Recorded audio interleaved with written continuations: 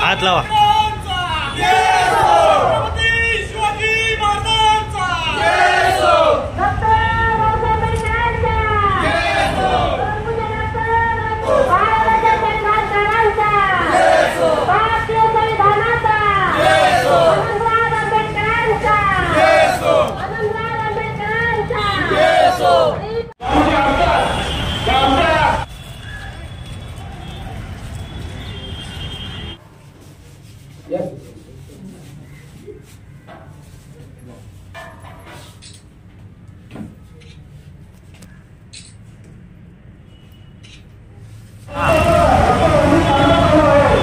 EVM विरोधात गेल्या 10 वर्षापासून भांडणं चालू आहे. 10 वर्षापासून ज्ञापन द्यायला लागलेत, पण कोणताही निकाल निघत नाही. काय म्हणणार यावर? या संदर्भात याच विषयी की साधारण आज 10 वर्षापासून या ठिकाणी ईव्हीएम आहे. ईव्हीएममध्ये सगळा झोलच आहे. आज आपल्या देशामधून आपण जे चंद्रयान पाठवतोय, ते चंद्रयान आपण खाली बसून त्याला आपण हँडल करतोय. खाली बसून त्याला आपण कसं चालायचं ते आपण खाली बसून ठरवतोय. आज तुम्ही बघताय, आज सायबर कॅफेमध्ये एवढे गुन्हे वाढलेले आहेत. कोणाचे पैसे कोणाच्या अकाउंटला जातात ते सुद्धा कळत नाहीत. हाच घोळ ह्या ईव्हीएम मशीनमध्ये आहे. या ईव्हीएम मशीनचे आधारे हे लोक निवडून येतात आणि ह्या लोकांनी हे आपल्या भारत देशाचं संविधान आहे ते संपुष्टात आणण्याचं त्यांचं कामं चालू केलेले आहेत. मागण्या काय होते? आमच्या मागण्या यावेळेस असं होते की पहिली महत्त्वाची विषय आहे की या देशामधलं ईव्हीएम हटलं पाहिजे आणि बॅलेट पेपरवर आपलं परत इलेक्शन झालं पाहिजे. ईव्हीएममधून झोल होतं म्हणून आपण पहिलं हटलं पाहिजे. आमची दुसरी मागणी अशी आहे, काल गेलेल्या 14 तारखेला शिंदे गटाचे उपविभाग प्रमुख म्हणून आहेत भिवंडी शहराचे, त्यांनी आणि त्यांच्या काही साथीदारांनी मिळून आमचं जे बौद्ध तरुण आहे संकेत भोसले याला मारून ठेसून मारले.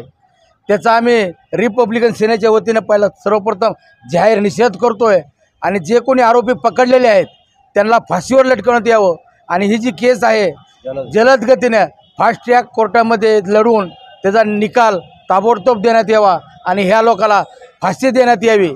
दुसरा विषय असा आहे की संकेत भोसले जो आहे त्याचा जो परिवार आहे त्या परिवाराला महाराष्ट्र शासनाने 25 लाखाची आर्थिक मदत देऊन त्याच्या घरातल्या कुटुंबातील एक व्यक्तीला सरकारी नोकरी देऊन त्याचं पुनर्वसन करावं ही आमची या रिपब्लिकन सेनेच्या वतीनं मागणी आहे. आम्ही राज्यपालाला निवेदन दिलेलं आहे.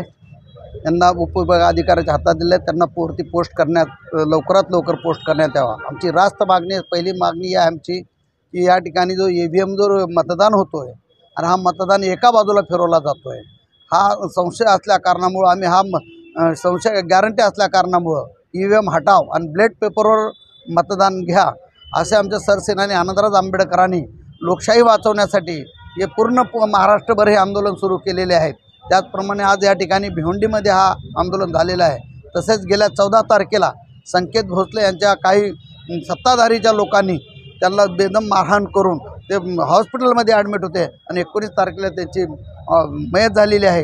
तरी त्यांच्या मारेकऱ्याला काही मारेकऱ्याला पकडलेले आहेत, काही मारेकरी अजून फरार आहेत. त्या जलद कोर्ट त्यांना लवकरात लवकर अटक करून त्यांना जलद कोर्टामध्ये चालवून त्यांना फाशीची शिक्षा द्यावी, संकेत भोसलेला न्याय मिळावी त्या भूमिकेतून मी या ठिकाणी निवेदन दिलेलं आहे. दलितावर और मुसलमानावर हमेशा अन्याय अत्याचार होत आहेत. या अन्याय अत्याचार थांबायला पाहिजे. हे आपल्या ठाणा जिल्ह्याचे मंत्री असून आज मुख्यमंत्री झालेले, ठाणे जिल्ह्याचा नेतृत्व करणारा आज मुख्यमंत्री झालेला आहे. आज ठाणा जिल्हा जो आज दहशतीखाली आहे, या ठिकाणी गुंडगिरीचा वार्ता चाललेला आहे. हे गुंडगिरी कुठंतरी ह्या गृहमंत्र्यांनी थांबवायला पाहिजे. गुंडगिरी जर नाही थांबवली तर आम्हाला जशाच तसा उत्तर द्यावं लागेल, कारण अन्याय अत्याचार सहन करण्याचे आता बरेच दिवस झालेले आहे. आम्ही डॉक्टर बाबासाहेब आंबेडकरांचं नातवाचं पक्ष चालवतोय. आम्हाला संविधानाची जाण असल्या कारणामुळे आज आम्ही शांततेने ही सर्व काय घेत आहोत. तर या संविधानाची संधीनं संविधानावर जर हे लोक जर बोट करत असतील तर आम्ही त्याचं बोट कापल्याशिवाय राहणार नाही. आणि संविधानिक बाबासाहेबांना दिलेला हा देश आहे, फुले शाहूंचा हा देश आहे. ह्या देशामध्ये चांगल्या प्रकारे जे होय तर राज्यकारभार चालवायला पाहिजे ही भूमिका घेऊन आम्ही 2024चे मिशन समजून आम्ही या ठिकाणी आंदोलन करत आहोत.